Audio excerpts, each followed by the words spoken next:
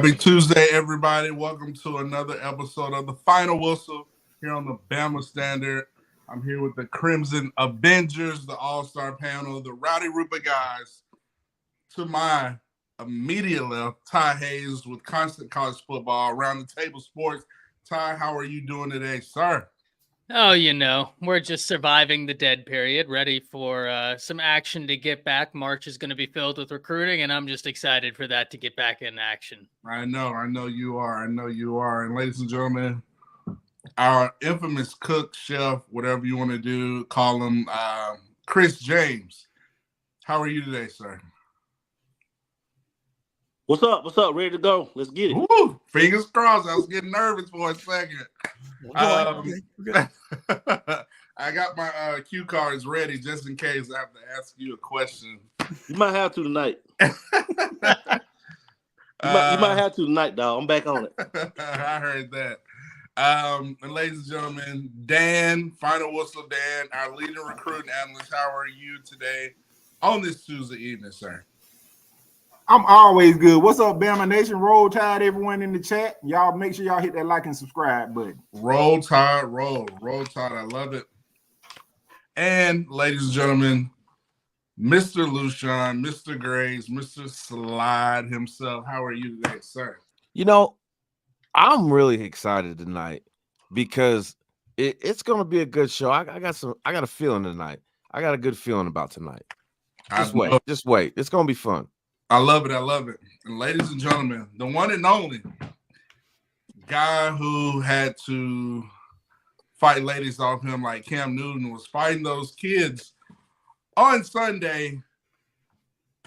Daniel Petty, how are you doing, sir? Mr. Week Zero Sports. Man, got me an energy drink because you never know when the Wicked Witch of the West is going to come out and attack you at a kid event. So I'm just getting here. I'm ready. I'm jacked. Look, man. I'm here, man. Hats, doing good, Watch man. How y'all doing? Happy doing Tuesday. Good. Watch out for any 707 camps out there. But ladies and gentlemen, that's the All-Star panel, the Avengers. We're here on the Bama Standard.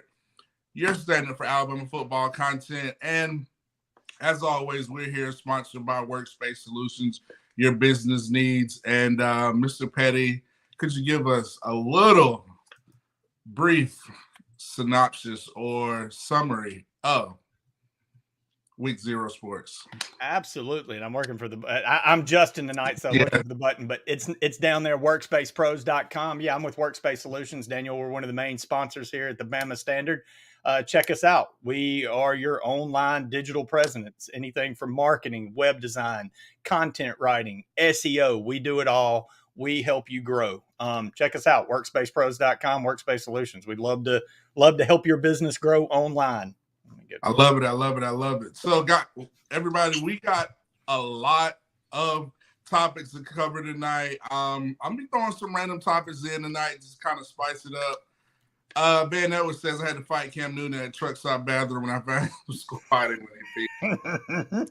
Oh man, the Cam Newton jokes are out full in effect. Oh my gosh. So we're gonna be talking Cam Newton. We'll probably roast him, probably roast the NCAA. Always a good Auburn roast, and it is what it is. So we got a lot of good topics. But first, before I get into our topics, now we're going to discuss Cam Newton, Mount Rushmore of Saban, who will be Alabama's running back, one impact freshman. But before that, Coach Kalen DeBoer, we're about a week away from spring training, I believe, spring ball. I know we discussed the quarterbacks, we discussed everything, but I kind of want to shift to the coaching staff. Ty, you mentioned the dead period right now, and, everybody's looking at Alabama's recruiting rankings. We get the jokes in February, but then we start creeping up those boards, moving, the closer we get to December, I know for a fact. I want to ask one of my hot topic questions that I saw from Bama Twitter today. Which coach do you think will bring in the most talented five-star recruits for under Kalen DeBoer's staff? And I'm going to give you two answers, one offensively, one defensively. And I'm going to start with our lead recruiting analyst, Final Wilson Dan, since you're our lead recruiting analyst. Who do you think is going to be our top recruiters under this new staff, offensively, one defensively? Give me your spot. Oh man, since you put me out there first, offensively, man, I'm really liking Coach Shepard. Okay. Yeah, I'm really liking him, and especially after listening to him today, hey, he brings the energy.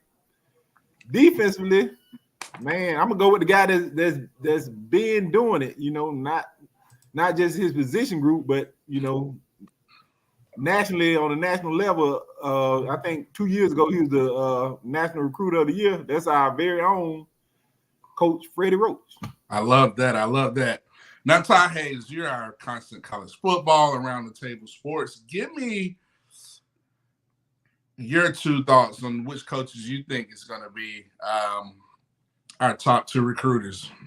I honestly think it's going to be the exact same answer. I think Shepard on offense, he talked about the takers mentality today. He takes offense at the word receivers because to him that's too passive. He wants something far more aggressive, so they've adopted this takers mentality. Secondly, Dan hit the nail on the head. Freddie Roach, his ties to Alabama, he is an Alabama Crimson Tide, right? Like he is someone who is synonymous with the program. If I must go to outside of that, just for the sake of conversation on offense, give me Robert Gillespie for much of the same conversation pieces we just talked about Freddie Roach. He just turned down Georgia to stay with Alabama. He's been with the staff, recruited running backs well, excited about him. And on defense, give me Coach Hitchler. Coach Hitchler worked at Cincinnati with Sauce Gardner in that secondary. Then he was at Wisconsin, was a top 15 recruiter in all of college football at Wisconsin, and was responsible for 7 or 8 of their 21 prospects. I'm at the very least intrigued to see what he does with Alabama assets behind him and the Alabama brand behind him. So interesting to see for sure. I love it. Love those takes. Lushan, give me your top 2, one offense, defensive assistant that you feel are going to be our top recruiters. You're on mute. I'm going to go with the coordinators. And here's why. Because they're going to be the ones scheming. I know like what Ty and Dan both said before about, obviously these guys bring the energy, but Kane Womack brings something too. You know what I'm saying? Like, he brings something a little bit different. He relates to these kids. I think he's going to bring something different. And once kids see how successful some of these younger players are going to be on both the offensive and defensive side of the ball, I think that's going to be the winning piece that drives a lot of these kids back to Titletown. I love it. And Patty, give me your thoughts and I'll round us out on this topic. Hard to add too much to that. I do. Gillespie, I think he's one of the most dynamic recruiters. I would have answered this even last year. I think he's one of the most dynamic recruiters in the Southeast, not just on Alabama staff. So absolutely Gillespie on offense.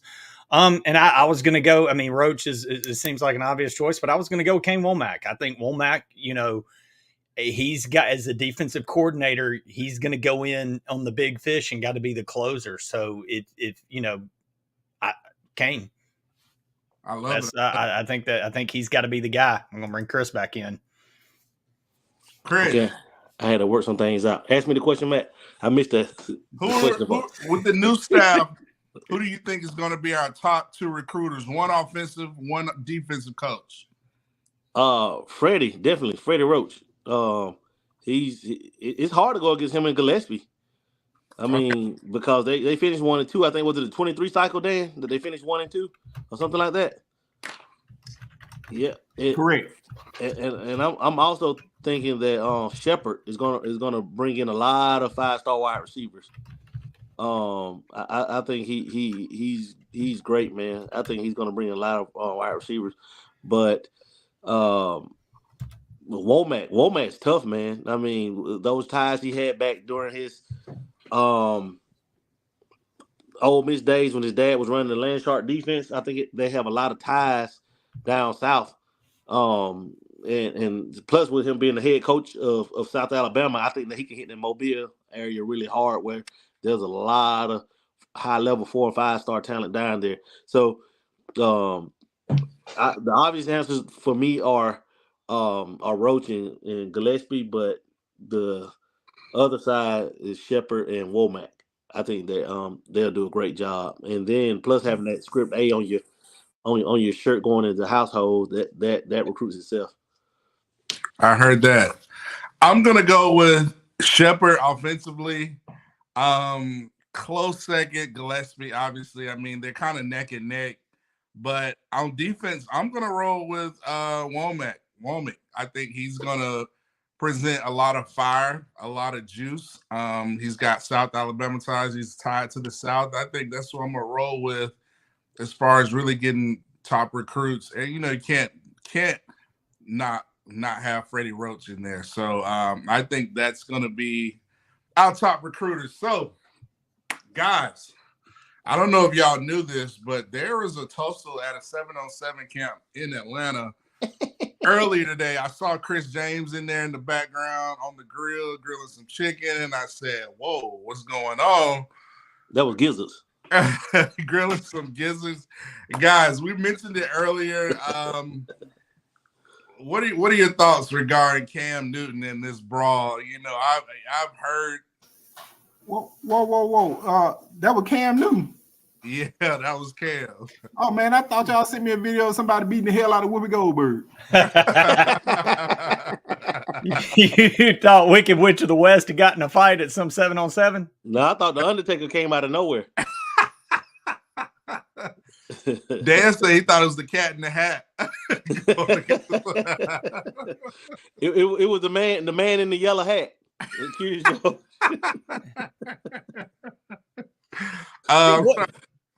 was holding his own, man. Yeah, he was holding his own, just like he held his own taking Auburn to the Natty. So man, pretty on par.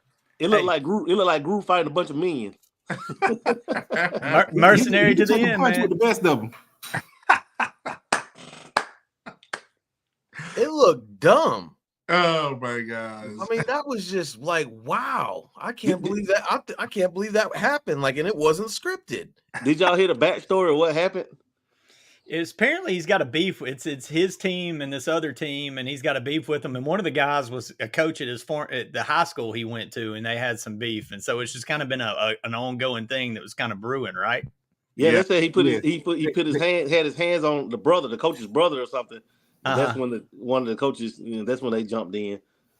But man, that's a business decision, man. That is it.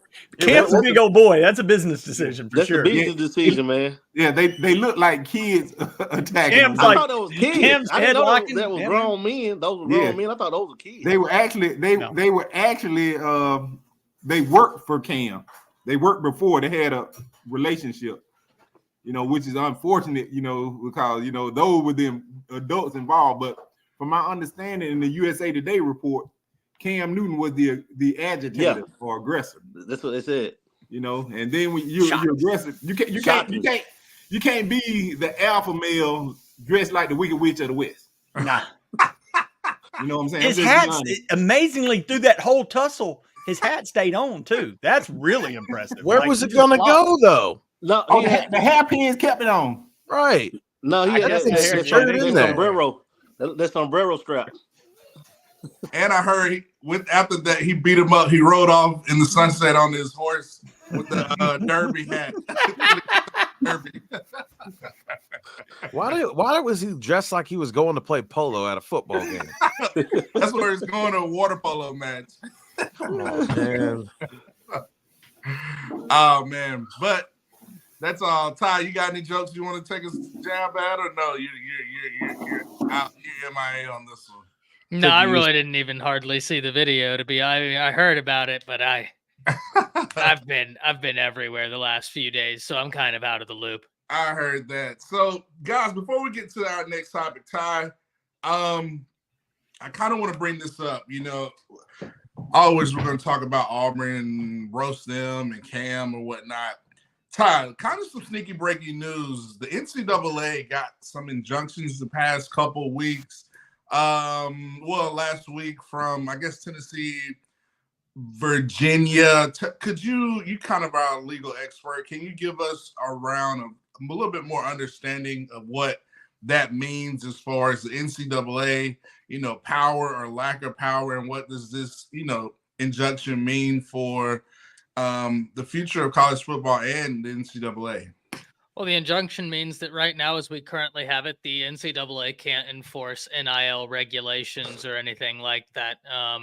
Now, what's interesting to me is that, and I have no doubt that they will take it to a higher court, but instantly you have the NCAA lobbying to Congress, right? And the thing that stands out to me about that, one, it's exceptionally dumb, but probably not for the reasons you're all thinking, right? It has little to do with like the efficiency of Congress, though that is a conversation in and of itself. It has more to do with this, gentlemen.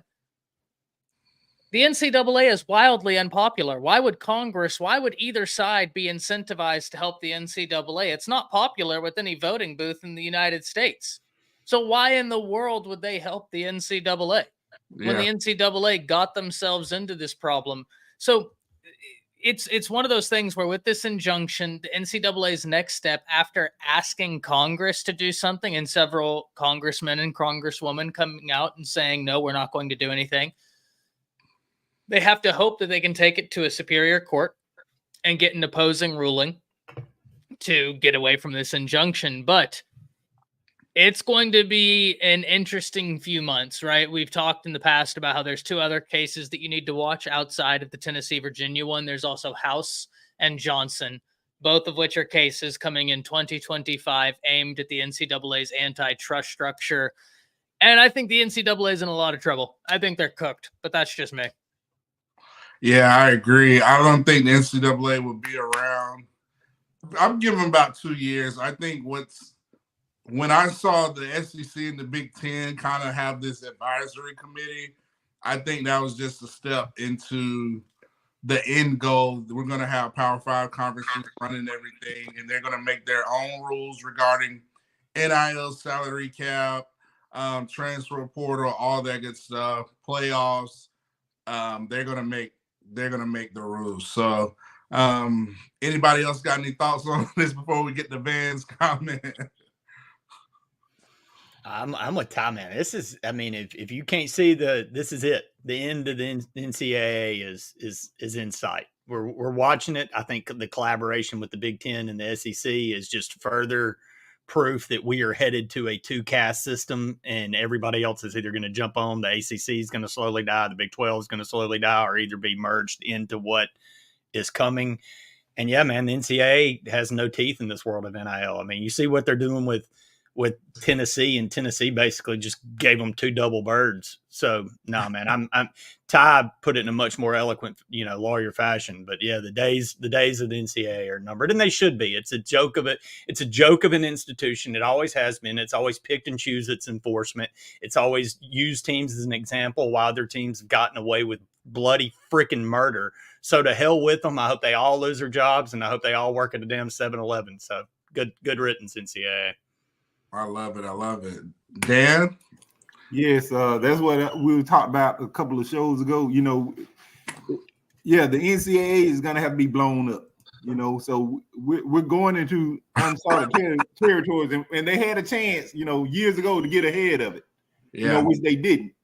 Now they're trying to go back and, and it's like, I guess, letting gas out and trying to capture it back, so it's too much. It's way out of hand, and so we're at a situation now where the NCAA will not be able to do anything about it. It's going to have to be, I guess some type of panel of former players, coaches, or some type of different administration is what I'm saying. But yeah, we definitely got to go do something different, which I expect to happen soon.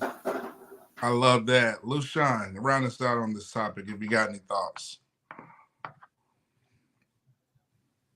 You're on mute. I think they're done.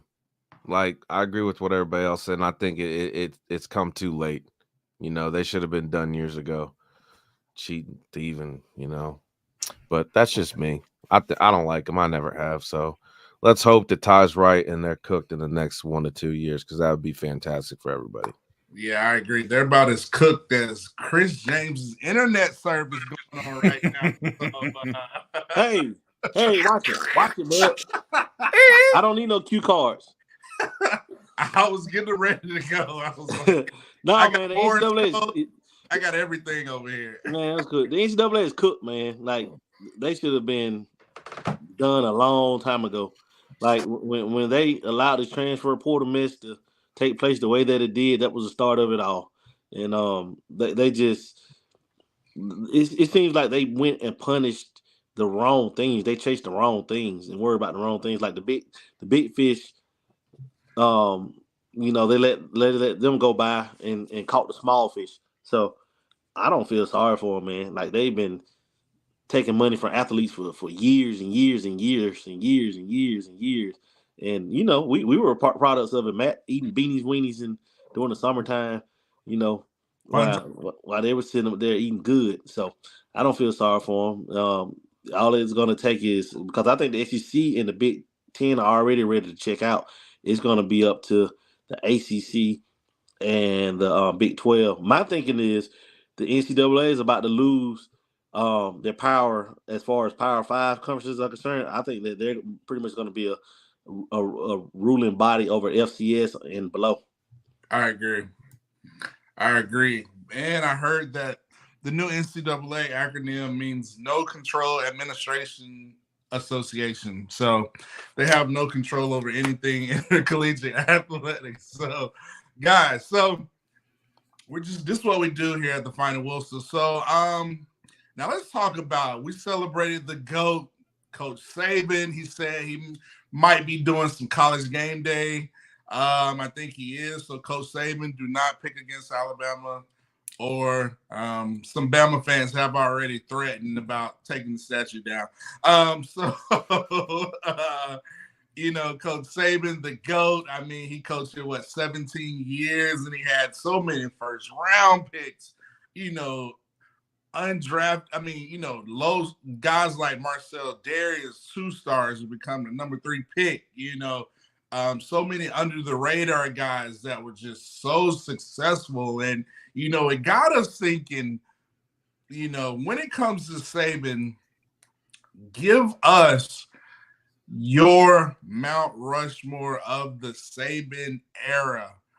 And I'm going to keep it simple. I'm going to go first. I'm going to keep it simple. I'm going to go with, on my Mount Rushmore, Derrick Henry, Mark Ingram, Devonta Smith, Bryce Young, just because they are all 4 Heisman winners. So I hate you, Matt. Weak sauce. So I took the easy route. I hate you, Matt. I hate you, man. Because just so there's 4, right? Just 4, yeah. 4. Wait, how many? Wait, Mount Rushmore. I'm from Mississippi. There's 8 people on Mount Rushmore, right? No. Shit. Matt. Okay, let's make it fair. No, we called it. No. Chris was gonna come up with some new rules. Come on, man. Hey, Chris, just know this. We've got it. We've got an over and under. No. We've got an over and under set when it's your turn, and I've got some money on this. So do me good, big boy, when you make your picks. Hey, let me go, Matt. Go, Chris. Since you stole mine, because it's obvious that the 4 Heisman winners have to be the 4 horsemen of the Mount Rushmore. But since you stole mine, I'm going to do it a different way. Julio Jones, because he set the tone. He was Saban's first important recruit. Recruit. Okay. Rolando McClain, because he set the tone for all Bama linebackers that came after him. Rolando McClain set the tone. All right. Here we go. Everybody get paid. Okay. Tua Tagovailoa. Oh, damn it! Quit taking all mine. No, man, y'all don't want to go there. I'm gonna have to go there because of what Tua did. Like, Tua, and I have one more. That was a great one. Great pick. Tua's the man. have one more. That's a really good Mount Rushmore. And since we're talking about mounts, I'm gonna go ahead and end with Mount Cody. What's up? Oh, yeah. Mount Cody. That block against that Rocky block. God, that's a Two-time good one. All-American. I love that pick. Listen, so you got Cody, Rolando, Tua, and Julio on your Mount Rushmore. Let's All go. right. Fans, get in the chat. Let us know who yours is. Who's got the best pick? And me, I went all the 4 Heisman: Henry, Ingram, Bryce, Smitty. Ty Haynes, you're Mr. Constant College Football. Give us your Saban era top 4 Mount Rushmore. It's hard to disagree with either of yours. A name that comes up, though, that I think, like, where would I add them in is Minka, probably. Oh, yeah. The best defender. The Just, GOAT. yeah, just because Minka was a different level of playmaker. It seemed like every time you turned around, like he had that Arkansas, what was it, 105-yard interception. So it's hard to add too many other names because I think both of you hit the nail on the head. You got to have some of the Heisman winners on there. Tua is a really interesting pick, right? Tua is a fan favorite for sure, but I'm just sitting here wondering, like, where do you slide Minka in? Because especially on defense, Minka Fitzpatrick was an absolute wizard back there. So who would you take out, Ty? That's the tough question. And the thing is I can't justify taking out any of the Heisman winners, right? Like at the end of the day, there's 4 slots. There's 4 Heisman winners. Each one of them meant a great deal to the team. And I think that's the correct answer, even though I think there's a lot of different ways to go. I don't know how I could take any one of those guys out. Okay. We're going to do this around. We'll give everybody 2 times. Dan, give us your 4, sir. Okay, I went with 2 offensive and 2 defensive. Okay. 2 offensive, Derrick Henry, Devonta Smith. You know, 2 of the greatest seasons for players at their position in history. Great point. You know? All right.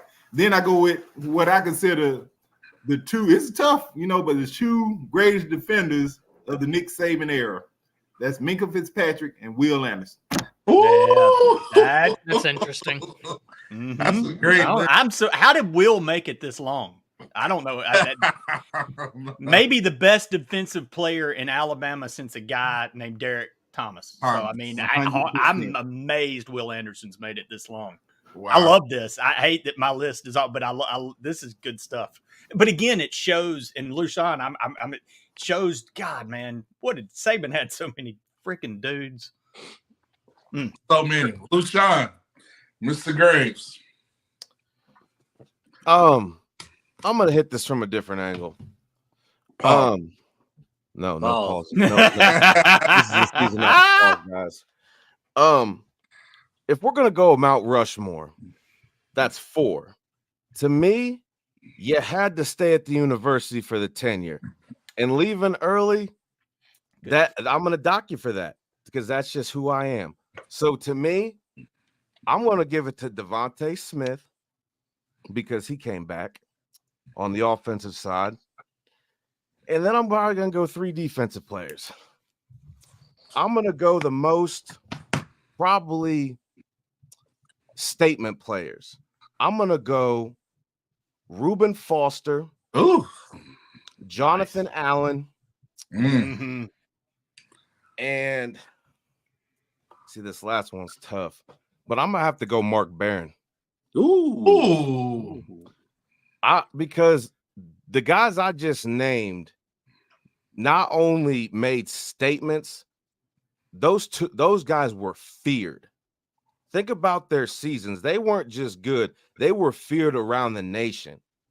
And people knew what they were going to do, and they still had their way with college football. So that's my 4. I love it. Patty, give us your Mount Rushmore of Petty. Again, in Mississippi, they taught us that Mount Rushmore had 8 people. So, first, I'm going. Look, Mississippi. Everything's built off foundation, and no foundation's built without a receiver on the first team named Matt Caddell. So, I mean, team number 1. And man, we got Bo on somewhere. I don't even make the mountain. Look, them out. It starts. I think Henry is unanimous. I think that's the one that all of us can agree on. You can't take Henry off the list. Tua is on my list all day. He's one of my favorite college football players to ever watch.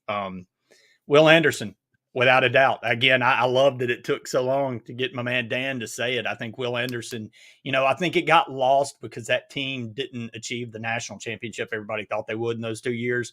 So with even Bryce, because I think Bryce deserves to be in this conversation. Good Lord, how's Bryce Young? But they didn't win the championship, so some of the individual accolades. Will Anderson's a freaking beast. And my last one, man, this was the toughest. My daughter's boyfriend almost talked me out of going with this, but I'm with Chris, man. Julio Jones started it all. When he went down and signed Julio, the number one player in the state, a stud, a difference maker, it showed the shift, and that's when Saban just kind of took over the recruiting world, and everybody took fire. And he I think Julio, but the other, it was that or Devonta Smith. It's hard not to put Smith on there. Smitty was a freaking amazing. But again, one of the hardest questions I spent more time on this than any question we've had on this show because of the amount of talent on there. I love it. And come on, second round. Okay. Let's do it. Great. So second round, not your original list. Give me, somebody different. So mine's quite easy. I'm gonna go receivers. I love receivers, guys. No, I'm just playing. I'm going Minka. Minka, Ruben. And then offensively, I'm going. Let's see. Tua. Obviously, and then golly, who else can I do? Golly, shoot. I don't know. I'm stumped. I don't know. I was trying to do an offensive line. I got you. Huh? I got you. You got me. So right now, those are the only three I can think of. Without going receiver right now. I got you. Okay, go, Chris. Amari Cooper. Oh, that's it. Cooper. Because that's good. Amari, he should have won a Heisman. God, I gotta scratch that. I gotta do something different. That's great. Secondly, Barrett Jones. I was thinking him or Andre Smith. For what Barrett Jones did to play all those different positions and to be an All-American, All-SEC guy. Yeah, like that's ridiculous. Then my two defensive guys are C.J. Mosley, 4-year guy, the All-American, and the best cover guy that Nick Saban ever had, Patrick Surtain Jr. Yep. Ooh, those are my four. That's easy. I was close to going PS2. That was easy. Chris, man, I almost went Quentin Williams, but we didn't finish the drill. Let's go, Ty. Your second list. He still went over Petty. You win. I think for the second list, if I'm doing 2 offense, 2 defense, I'd go Jonathan Allen. Mm-hmm. I would go. I'm not gonna lie. I might even go Reuben Foster just because he was one of my favorite players at Alabama to watch under Nick Saban. Right? Reuben was insane at the inside. I'll never forget the USC game where they ran that little toss. Oh my God. And he beat everybody to the running back and knocked him just out the play. It was wild. On offense, I'm going to go with Amari Cooper as well. Oh, cool. And you know what? Alabama had a lot of good success in the transfer portal, right? So I'm going to give a transfer portal representative, and I'm going to go Landon Dickerson. Someone who came out the portal, ended up getting hurt, but was such a big piece of that team. He ended up, what did he take the final few snaps of that game? National championship game. I mean, come on, right? Yeah. That's good one, Ty. I love it. That's good. Mr. Dan, give us your second list, sir. Oh, the second list that's where it kind of gets murkier. All right. Yeah, after 4, it's just a bunch of chumps. Right. So this was a little tougher. I went Quentin Williams, Patrick Surtain, those are my 2 defenders. Najee Harris and Amari Cooper. Ooh, Najee was a bad boy. Well, you cooking, Dad. Both of your lists are just. I gotta give you your props, bro. Both of your lists are cooking. Let's go, Mr. Graves. Give us your second list, sir. You know, I'm going to come again with just some straight mean dudes, just because that's the type of football players. And these dudes just happen to have some real success in the NFL. Give me Dante Hightower. And give me Courtney Upshaw. And on the offensive side, I want to say, give me Najee Harris. Oh, I'm going to give him his flowers because he could have left because there was a bunch of dudes in front of him and he stayed. And then when he got his opportunity, he got a trip to New York and he won a natty. To me, if you didn't win a natty, you can't be on the Rushmore. That's just how it is. You might have got the Heisman, but you didn't win us a natty. And in Alabama, we value titles over Heismans. So, and my fourth one, you know, I'm gonna give it to Quinnen Williams, just because Quinnen was that dude, and he came out of nowhere, and he was slick and he was mean. And he finished the plays. So that's my favorite. I love it. Patty, give us your second list. Round us out here. I always hate going last, man, because there's so many good ones, and they've also mostly been picked. But look, man, Dante Hightower, effing beast. That guy was, man, he's what you want in a linebacker. Big, fast, physical. He was that first. I know Rolando was the first, but I was a bigger Hightower guy. D. Milner. I felt like Milner was a dude at the cover corner. We hadn't mentioned him. I'm going to throw him on there since I was going to go with Surtain. But D? Yeah, no. Not D. And I'm going to go with a guy I don't know if we've mentioned yet. And I think he would have won the Heisman if it wouldn't have been for Mark Ingram winning it the year before because he had better numbers. I think Trent Richardson in college is the most dynamic. To me, he's on the Rushmore of running backs at Alabama. I think it's Derrick Henry. I think it's Henry and then Trent Richardson and then Sean Alexander. And that's so absolutely Trent Richardson. He was, I'd almost put him on my first list. You know what? It's crazy that just in the Saban era alone, we could have a Mount Rushmore at every position. At every position. We honestly could have done this by position. Mount Rushmore. Yeah. That's crazy. Rushmore by position. Yeah. Wow. And my final's Bryce Young. That's even a tough talk. Yeah. Bryce Young's my final. Hey, Bryce was the man. Quick question. It's a guy, Ephraim Davis on here. He said that Milner was the best. Now Milner 2012 season was a thing of beauty. Hey, but Surtain, no corner that Saban ever had was better than Patrick Surtain. He's one of the best. Ephraim agrees with me, so he's right. Chris. Hey, Patrick Surtain is one of the best to ever come through the SEC. Yeah, he was. He was awesome. I had Surtain. Second that emotion, Chris. You said what, Dan? I second that. Surtain was. Surtain, man. Surtain, when have you ever seen Surtain get beat? Not really. He locked up Chase and all them guys. Everybody. Tay Adams got him. Who? Devontae Adams got him. It hurt me. It hurt me because that's my guy, but that's my guy. I mean, in the crimson uniform. Oh no, not in the crimson uniform. Ain't nobody beat him in it. Can you recall, Ty? Very few. Maybe on one of those pick plays that they always get us on, but no, not man. If you say Milner, you got to say Drake or Patrick. Drake, oh man, we can go on and on with this. Again, Mount Rushmore at every position. and it's not dudes that you're trying to just find. They're all NFL guys. They're all all Americans, Thorpe, whatever. It's absurd. It's amazing. And one day we need to do an unheralded Mount Rushmore for Saban guys. So somebody, J.K. Scott, Levi Wallace, guys like that, like an unheralded. Ryan Anderson. Because that 2016 season was sick. Yeah. That he put together. I love it. So, guys, we talked about it. We getting into Vincent Sari? Is that where water's there? Yeah. That's a good one. So, Sarah, definitely. That's a good one. Speaking of, that's our Mount Rushmore, guys. You see, we probably continue this topic moving forward. Let's go to our next topic. Now, we want to talk about who will be potentially Alabama's RB1. But before I get to that, we kind of teased it.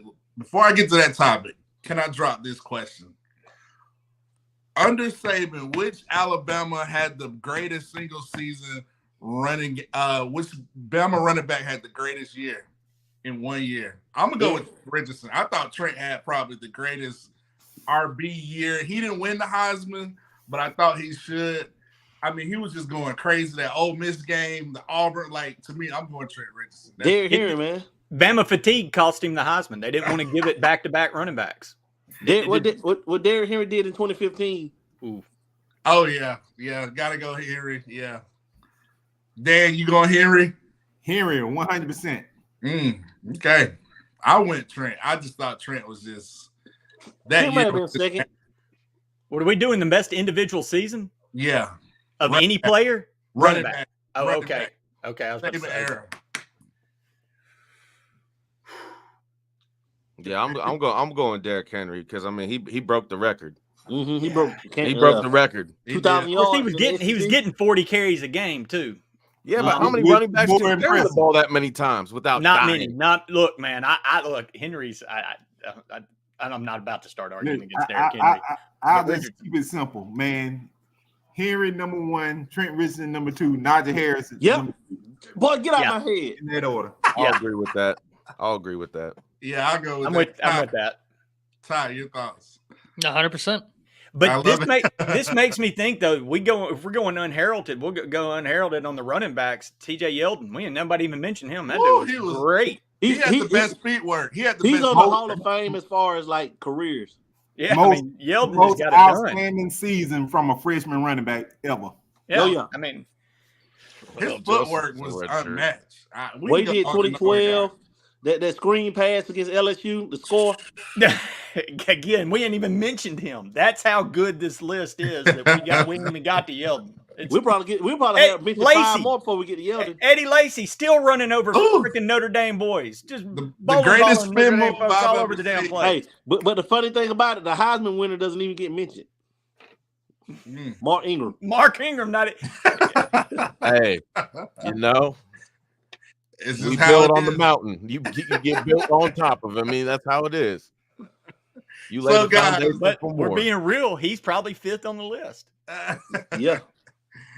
So, guys, and that could be subject to change with the dudes in our locker room right now. Just his name, dude. So, speaking of the dudes we have right now, I'm going to set it up like this. Who do you think is going to be our RB1? And I want you to give a player comp to them. I'm going to go first because I love this guy. My player, who I think will probably be the best RB1 for us, and that's, Jam Miller, Justice Haynes, Richard Young, Daniel Hill. I'm going to say Justice Haynes, and I think my player comp is going to be Marshall Faulk for Justice Haynes. Woo! That's what I'm going to go. Dynamic. San Diego State legend. Can beat you on the ground, legs, passing game, just balance. He has it all. So, Ty, let me get your thoughts, sir, before you go. Before I get to Chris. I think it'd probably be Justice, but it just depends, right? We know pass blocking is going to be big, so got a lot of talented running backs, whichever one picks up pass blocking. So I'd say probably Justice Haynes. Yeah. You got a player comp for him? To be honest, no, not really. I just think he's super unique in terms of what he brings to the table. I'm just ready to see what he does. I heard that. Chris? Yeah, Justice Haynes. But I haven't seen a running back with his skill set. Like, he's just different, dude. But if I had to pick somebody, I would say Marion Barber. Minnesota. I like it. Lucian. First-hand experience on that one. Oh, yeah. Matt too. The Music City. I was watching him on the sideline like, dang. Matt too. Man, where'd he come from? That's Roman and D'Amico about him. They had 2. Who was the other guy though? There wasn't it a tandem? Maroney. That's right. Yeah. Listen, they only ran like 2 plays the whole game, and they both had about 100. Yeah, they both had over 100. Rest in peace, Marion Barber, because he was a legend. Yeah. So, Lushan, give us your thoughts. Who's going to be RB1, and if you have a player comp for who your RB1 you think is going to be? I'm gonna agree with everybody else. I think Justice Haynes, because I think it's more so of the work that he puts in the preparation that is going to have him primed to take this role over, because the dedication and the time he puts into his body and his craft is going to translate into this offense.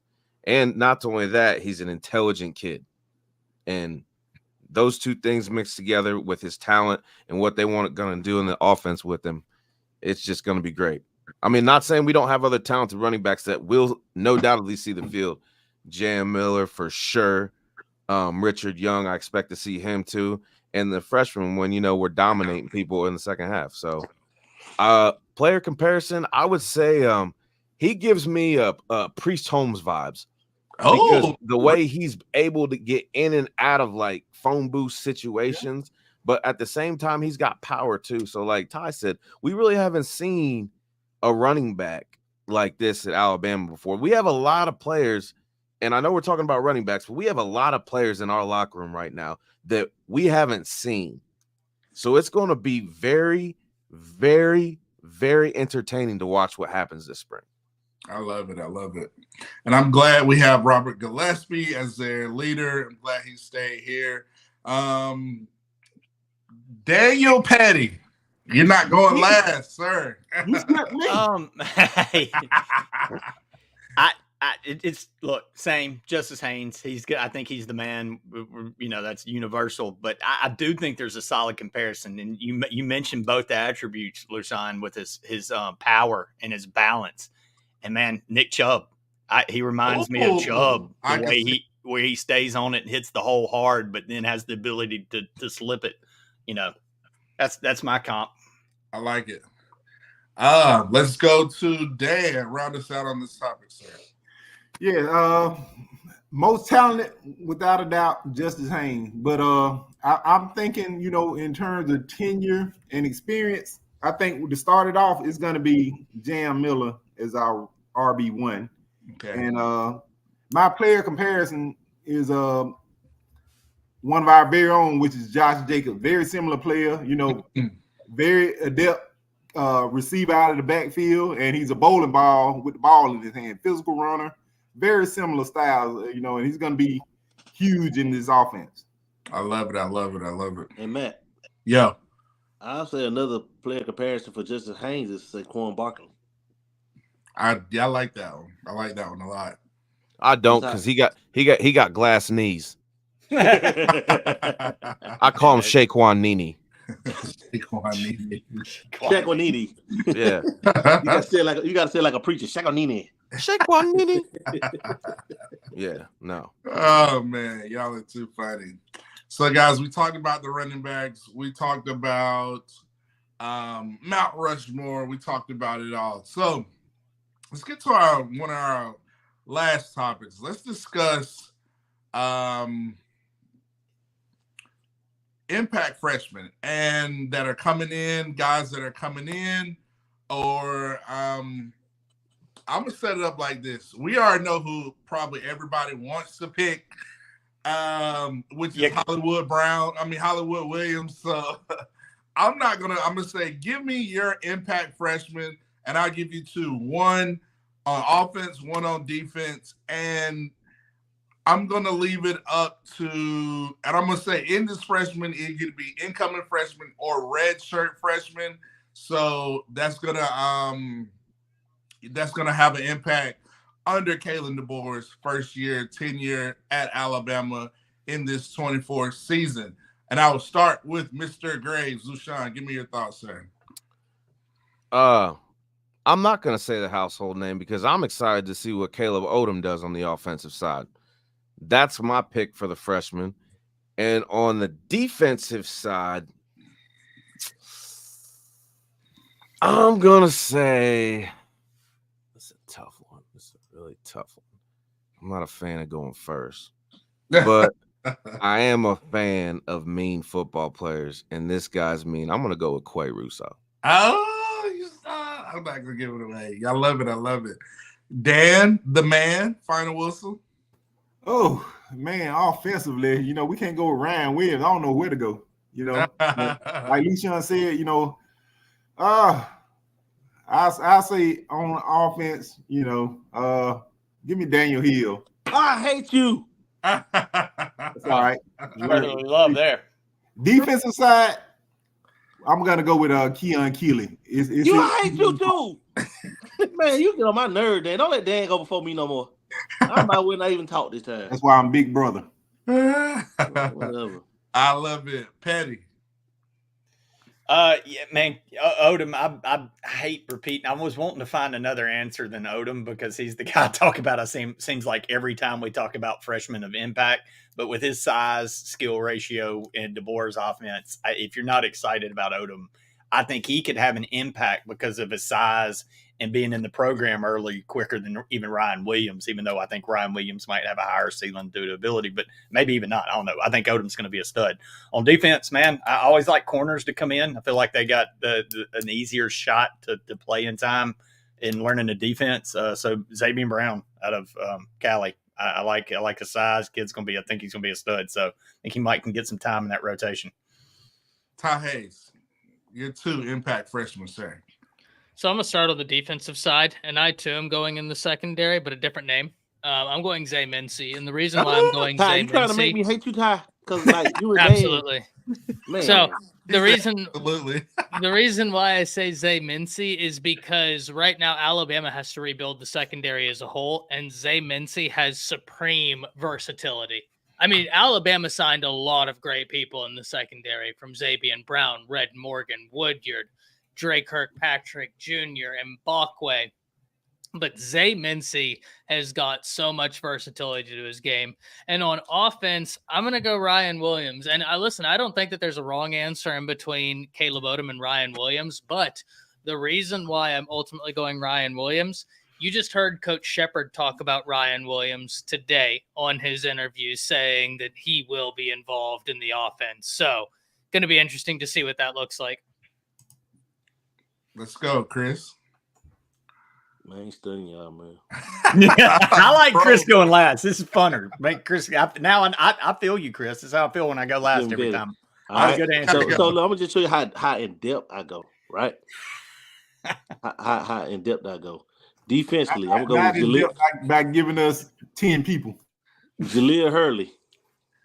I forgot about him. I'm going with him in corner. What position? Corner, man, starting opposite the Money Jackson.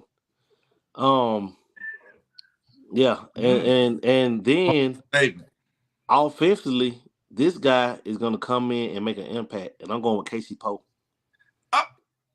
Okay, I like y'all can't get me. I don't care how many y'all go in front of me. And then I'm gonna give you one more. I know it's supposed to be 2. Here we go. Rico Scott. Yes. Rico Scott. Remember that name. Rico Scott. I like it. He can't help it, Luke. Chris in the over. Just call it Chris in the over. I'm gonna be simple. I say y'all can't pick Ryan Williams, but since Ty broke it, I'm gonna go with Ryan Williams, obviously, on the offensive side. And then defensively, I just think, like Lushawn said, Quay Russo. His name is Quay. And his tape, I remember watching him in high school. I was like, this guy is just so dynamic. I think in Womack's defense, he's going to be an absolute beast. I think I'm going to get shades of, I hate to compare him to Tennessee guys, but maybe a little Al Wilson in him. I can definitely see that coming out of him. So, yeah, this is my 2. I see we got some few in the chat. Tony Mitchell and Ryan Williams. It's going to be on. We go on and on. And Tony Mitchell's going to be a nice one. Yeah, he's going to be a nice one. Keely's going to be good. Oh, I got one. I got another one. Just a subsequent one. Rock Montgomery. Oh, hey.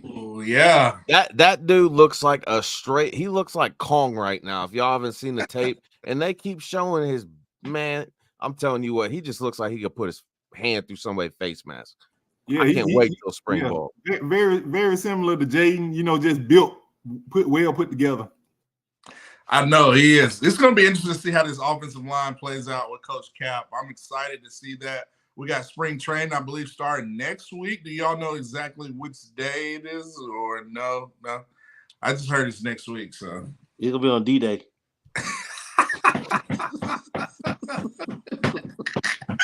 I'm not falling for it.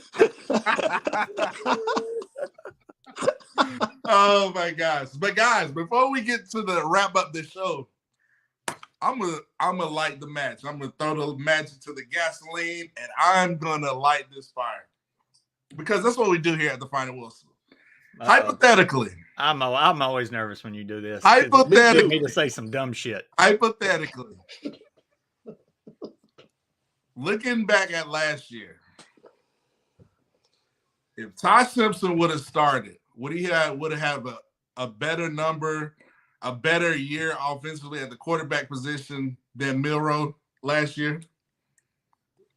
If he would have started. Yes. Passing wise, most definitely. Running wise, no. But passing wise, most definitely. But not to say he can't run. He's a better passer, but y'all saw that long run that he dropped the ball on the 1 yard line. Like he had some wheels. And he reminds me of a young Aaron, like kind of like an Aaron Rodgers almost, being able to throw off platform, and just by having those attributes, I think that he would have made some throws that we missed on, but maybe not have had those key runs like Milroe had. Yeah. Cool. Ty Haynes, I want your thoughts, sir. No, I don't think his numbers would have been any better. Look, I mean, we saw Ty Simpson against USF at a 55% completion percentage, 5 of 9. Right, got sacked 5 times against USF. Good point. No, it wouldn't have been any better. It was what it was for a reason. I like it. Uh-oh. Now we're going to the other side of the crew. I'm going to go with Dan James. Give me your thoughts, sir. Hypothetical. I don't like to deal in hypotheticals, but I'm going to echo Ty. Heck no. No way. You know what I'm saying? Look, listen, y'all. Jaylen Milroe, he was in the Heisman discussion all the way up to the end of the season. So to say that Ty Simpson could have done much better and consider what Alabama accomplished, from the beginning of the year to where they ended, there's no way. I don't think so. No, without a doubt. No. I'm just leave it at that. Because of 2 grizzly bears. I threw the match in there into the gasoline. These guys are about to pour more gasoline onto this side. Y'all in the chat, don't be ready to fight. Go ahead. Yeah. Go ahead in the bullpen. Y'all out in the bullpen. Go ahead, be ready to fight. You call the cat the bullpen. You could go first. Go I want no, Lou. I'm good. I'm good. I'm interested in your direction on this, to be honest. Go, Patty. Man. So would Ty have had a better season overall than Jaylen? Than Milroe? Is Cam Newton going to come after me if I answer this wrong? Like, yeah, come out in his witch hat. Just put your brooms up. Just say Cam Newton in the mirror 3 times. I don't know. I hate this. I don't think he could have done any worse. I think it'd have been. I think he would have got better as the season got on. I liked what I saw in Ty as he came on. I know he took all those sacks, but man, that was one of the weirdest games of the Saban era. Let's be real. I don't know what we can make of that game in South Florida that day. The weather conditions got wonky. Everything was just weird. He wasn't playing Milroe. It was like some kind of weird competition. And he started with Buckner, who obviously I can throw better right-handed than he can when I'm left-handed. Sorry. I don't know, man. I hate answering this question, but yeah, I think Ty would have done just as well. Look, man, I think Milroe's a good runner. I don't think he's a great passer. So I think Ty would have figured out the passing as the year went on. And I think he did enough with his legs. Like Chris pointed out, we saw that big run. It gets negated because of the stupid fumble, but The kid can run around too, but I don't know. I think, boy, man, Matt Cat trying to start stuff here at the end. I got to. I told you I was going to light a match and spark a flame. Let's go, Lushan, round us out on this. So ask me the exact question again so I can make sure I answer this fully. So I said, hypothetically, if Ty Simpson would have started last year, would he have had better numbers from a quarterback position than Jalen Milroe last year? I think to properly answer this question, you have to actually take apart the actual question. Now, the chain of events of Ty Simpson starting would definitely be different than the chain of events that happened with Jalen Milroe starting. Would he have had a better season doing the same stuff that Jalen Milroe did? No. Would he had a better season if he was the starter? I think so. Now, because the chain of events happens differently, and you can't deny that because we're speaking semantically. So I think, speaking in semantics, if Ty Simpson is the quarterback, you might have a little bit more team growth. You might have less mistakes. You might have a little bit more of a work ethic, a little bit better communication. I don't know. We're speaking semantically. But since it's a what if, it is what it is. But you know what's not? Spring ball. So we're going to get that answer. We're going to get this answer pretty quick. Mm-hmm. And I'm excited to see who wins it. Personally, I don't think it's going to be either of them, but that's just me. Oh, got to tune in to Final Whistle next week to hear who he thinks is going to be. I think I know who he think is going to be, and it rhymes with Rillin. Hey, we gotta put up a poll and see who fans think that Lushan's gonna vote. Oh, I know. That was a good question, man. I don't like, man. That's hard. Like I think Lou answered it really well, given the same no, but I think we've just seen some growth under Ty. Yeah, and that's what we do. It's just something I think about. You know, I'm like, how can I spice it up here on the Final Whistle? You know, and I love that we have different opinions about everything, and that's what makes the Final Whistle, the Avengers. We know how to. We'll go there when most shows might not go there right now. So, let's go. So, we're gonna round this thing out. So, Ty Haynes, and we know you're in the sabbatical. How can they? I know you're doing a lot of Pilates, a lot of stretching, drinking. Filling up on the electrolytes, all that good stuff. Making sure you get your protein for the hot Thai summer. I believe you're doing this summer. Hot Thai summer. How can the fans reach out to you during this sabbatical period, sir? Yeah, you can just catch me at Around the Table Sports on Twitter and on YouTube. Not hard to find.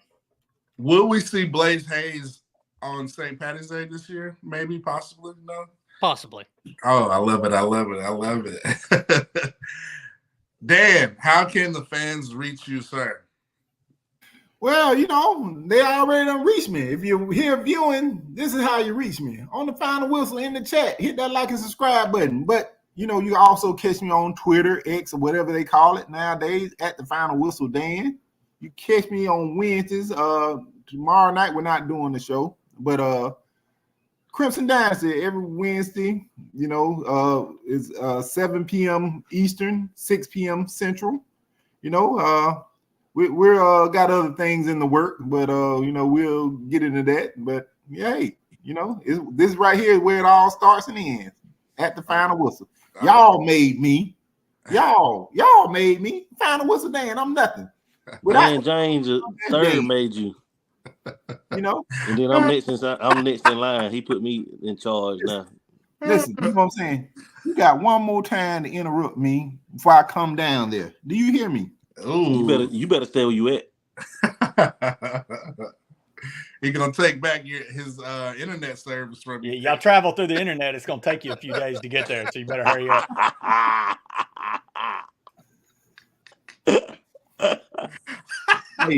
Hey, he better leave me alone before I come and drop some ice in his greasy chicken he frying. Chicken gizzards. I don't know how many times I got to tell you. Gizzards. You can find Chris at chickengizzards.com where you sell it two pounds for one. Right next to the Matt's rib recipes. I got a new Alabama spicy sweet sauce for y'all out there.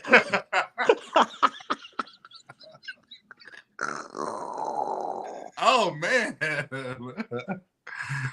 man. Chris, how can people reach out to you? You can find me on Facebook at Chris K. James Sr., on Twitter or X, whatever they call it, at Coach Chris James, on Instagram at CKJ Senior 32. And in about a few months, you can catch me at Dan's house whooping up on them on some NCAA 25. Oh, so, I'm glad you said NCAA 25 because I was about to say pause.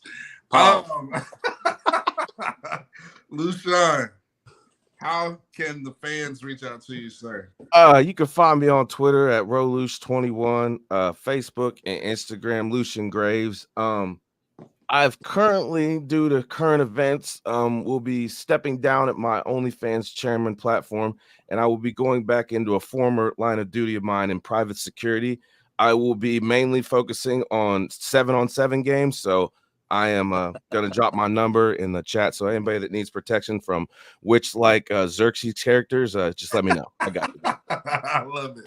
And before I give it to Dan Petty, you got any Cam Newton stiff hat jokes or Auburn roast before we give it to you? So. Man, I've picked on them enough. It's just other than I don't want to keep beating a dead horse, but you might want to hide your kids, hide your wives, because Gandalf Gray's beating everybody up at these 7-on-7s. So watch out. No, man, I've done enough piling on Auburn. That poor little brother down there. And is there a such thing? Yeah. No, never. You can't throw enough shade on Orange. Nah, we're good. I'm sure they'll do something stupid next week that we can make fun of again. They seem to be the gift that keeps on giving. They're like the Jelly of the Month Club. But you can find me on Twitter, Petty_Daniel. If not, just search Magruder. I'm also on Facebook. I'm here every Tuesday night with these lovely fellas. My Avenger clan getting crazy. Also, every once in a while, we'll do a Week Zero podcast. Just subscribe, and whenever it pops up, it'll pop in your feed and listen to it. It'll be fun and exciting. But other than that, man, good to be back with you guys. Awesome. Well, guys, that's the end of the show. We're going to end it on those infamous 2 words that every Bama fan loves to hear. Roll Tide. Hey. Roll. Let me real quick, and Justin's out today. He's getting that BBL done, so he'll be back next week. Roll Tide, guys.